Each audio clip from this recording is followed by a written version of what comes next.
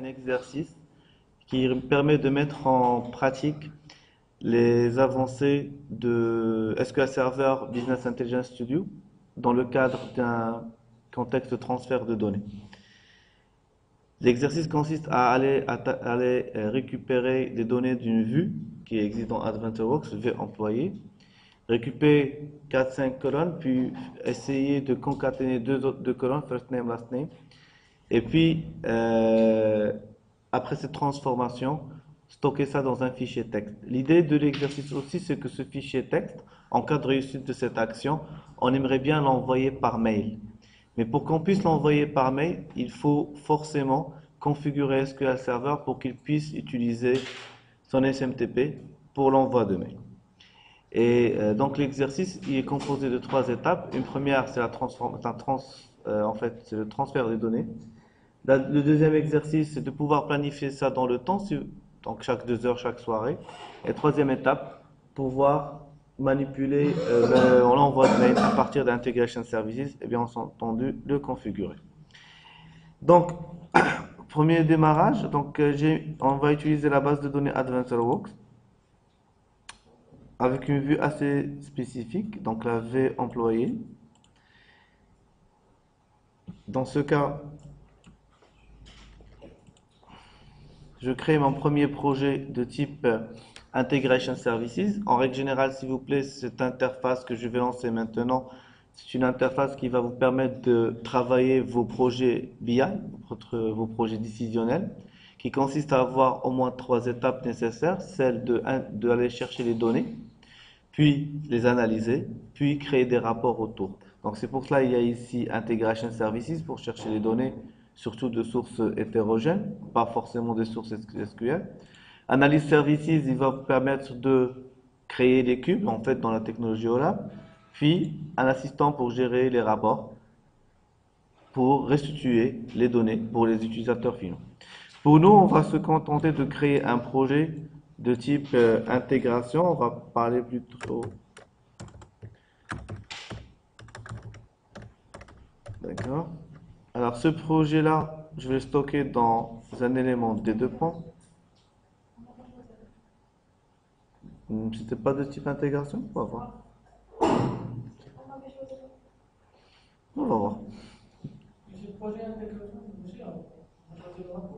Ah, on a choisi rapport, donc ok, je vais changer.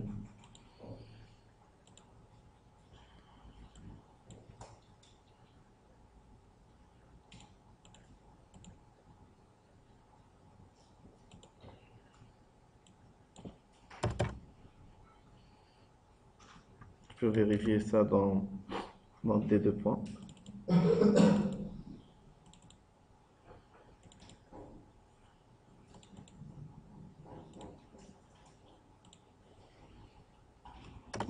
Intégration 2. Alors, plus important, dans des projets d'intégration, la barre d'outils est assez spécifique. La barre d'outils permet d'avoir 2 interfaces, une pour pouvoir manipuler les flux de données, une pour pouvoir maintenir SQL Server. Donc ici, le temps nécessaire est lié à la génération des outils de la boîte. Comme j'ai dit, il y a des flux de contrôle de données, il y a des flux aussi spécifiques pour le plan de maintenance.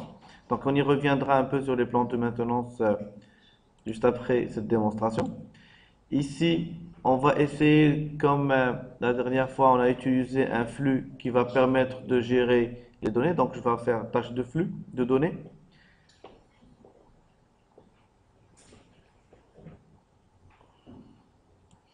Je vais essayer de renommer un peu cette étape, comme ça, on ne sera pas perdu après. Donc,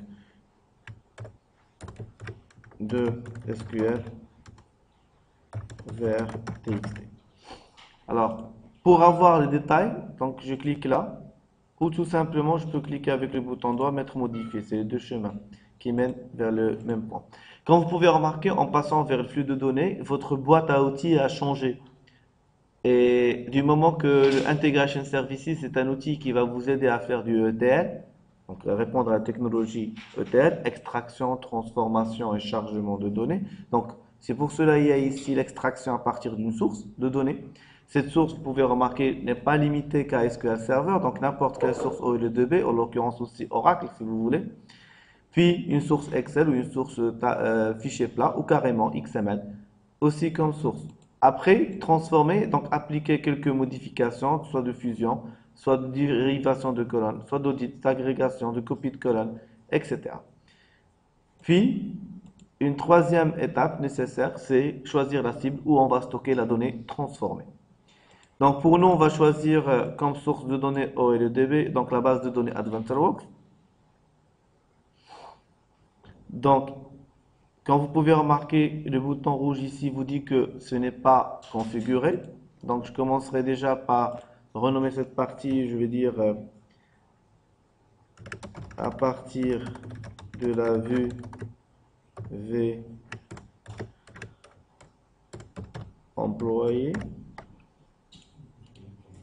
Je modifie les étapes en cherchant à me connecter à cette base de données. Donc ma base de données se trouve sur un serveur local. Mon serveur local s'appelle Miami. Je choisis le contexte de connexion, Windows ou un mode d'authentification SQL. Dedans, j'ai ma base de données AdventureWorks. Je me connecte, c'est bon. Ici, ma connexion string est claire. Il me reste maintenant à choisir la vue qui m'intéresse. De passage, vous avez la possibilité aussi d'exécuter des commandes SQL ou des commandes SQL paramétrées. Donc, je me contenterai ici de chercher une vue. Donc, vous pouvez remarquer que les vues sont classées juste après les tables. Je fais aperçu pour que je puisse ramener les différentes colonnes qui sont listées dans cette vue et voir est-ce que ça me suffit. Oui, effectivement, ce que je veux. En fait, pas toutes ces fenêtres. Donc, ma vue est bonne. La colonne, alors pour moi, ce qui m'intéresserait, c'est de récupérer le titre, le first name, middle name, nom, suffixe, job, phone, email, adresse et tout ça, ça m'intéresse pas. Par contre, city, oui. Voilà, je fais peut-être un filtrage vertical de ma base de données, de ma table. C'est bon? Donc, qu'est-ce que je viens de faire ici? Je viens de spécifier la source de données. Jusqu'à cette étape-là, est-ce qu'il y a une question ou quelque chose qui n'est pas clair? Ping. كاين شي حاجة qui n'est pas claire? حتى حاجة ما claire. Ok. Donc, essayez de me suivre plutôt. Bien. Alors, après, j'ai deux chemins. Soit, effectivement, je me suis connecté à la source et donc j'ai un chemin vert.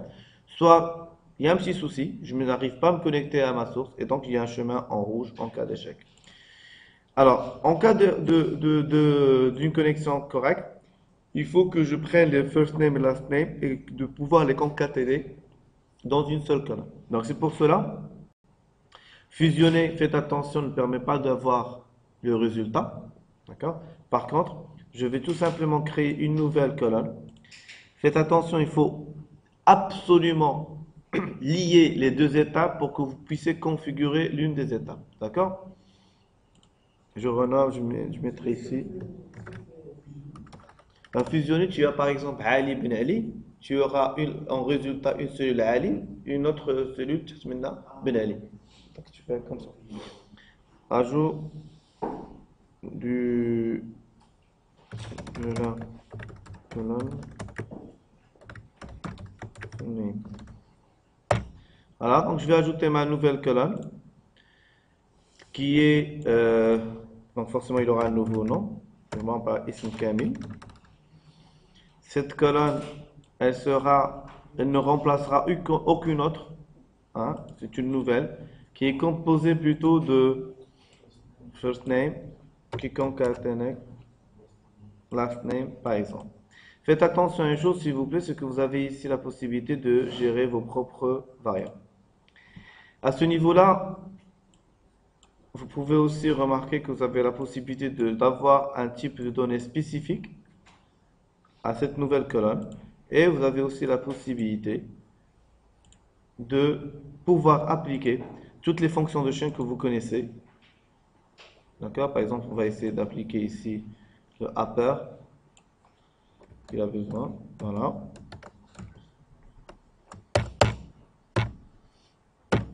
Et aussi, ne pas oublier d'ajouter un petit espace pour que ça devienne joli. Bien. Si c'est rouge, ça veut dire qu'on a effectué un problème. On a un problème d'expression. D'accord? Donc il y a quelque chose qui dérange. C'est double. Voilà, on va voir. Voilà, c'est bon. Donc il fallait en fait utiliser le double quote au lieu d'une quote. Il y a de l'espace, il y a de l'espace. Il y a de l'espace.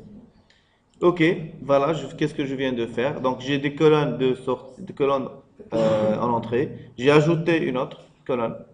Et puis maintenant, il faut que je choisisse ma destination, qui forcément c'est un fichier plat.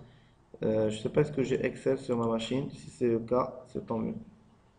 Non, j'ai pas Excel, dommage. De la même manière, en fait, on peut récupérer Excel. Alors, comme j'ai dit, il faut absolument lier les éléments pour que vous puissiez les configurer, hein. Donc, destination ici, vers fichier texte. Bien, je configure mon fichier texte. Je vais essayer de le stocker quelque part. À titre indicatif, attends. À titre indicatif ici, quand je fais nouveau, donc on me propose d'avoir soit un caractère qui symbolise la limite entre les différentes colonnes, soit virgule, tabulation, point virgule ou espace carrément. Vous pouvez aussi ficher ça par largeur fixe, par exemple chaque 10 caractères c'est une colonne, donc ça va être un peu difficile dans notre cas parce qu'il y a des noms qui sont à 10 comme des noms qui sont à 50 caractères. D'accord? Donc je préfère plutôt avoir le cas de délimiter. Le fichier, il existe où? Donc, il est quelque part, donc je vais l'appeler démo SSIS. Voilà. Vers fichier démo SSIS. Fichier de sortie. Ok, donc à un certain moment ici, il me propose de me dire est-ce que le nom de la colonne, est-ce que vous voulez avoir les noms les titres de colonne en première ligne? Oui, ça peut être intéressant aussi. Puis, je passe ici pour dire voici les colonnes que j'aimerais bien avoir. Vous pouvez remarquer que peut-être moi, j'aurais pas besoin de la colonne first name, last name, plutôt, j'aimerais bien repositionner Ism Kamil dans la deuxième colonne. Donc, c'est pour ça que je peux carrément passer à l'extrême et faire réinitialiser mes colonnes. Je vais lui dire, tu me sépares les colonnes par des points-virgules, d'accord, et un retour chariot pour chaque ligne. Et dans ce cas, je fais avancer, je crée mes propres colonnes. Donc ma première colonne, j'aimerais bien qu'elle soit de type titre. D'accord, donc je peux choisir aussi son type de caractère, type de données si vous voulez. Ma deuxième colonne, ça va être ce que je viens de créer, Ism Kamil. Ma troisième colonne va être, par exemple, donc je connais son titre, je connais son nom. Ça peut être intéressant à la ok. Aussi son adresse mail. Ok. Et l'adresse mail ou téléphone. Voilà. C'est un peu phone. D'accord. Voilà. C'est un peu carrément en parc, hein. Ça me donnera un aperçu un peu de cette façon de faire. Donc, voici un peu les éléments qui m'intéressent pour récupérer ça. Alors, tout ça est bon, mais il faut absolument passer par le mappage pour créer le lien entre la source et la destination. Vous pouvez remarquer une chose tout simplement intéressante, c'est que du moment que j'ai utilisé peut-être le même nom de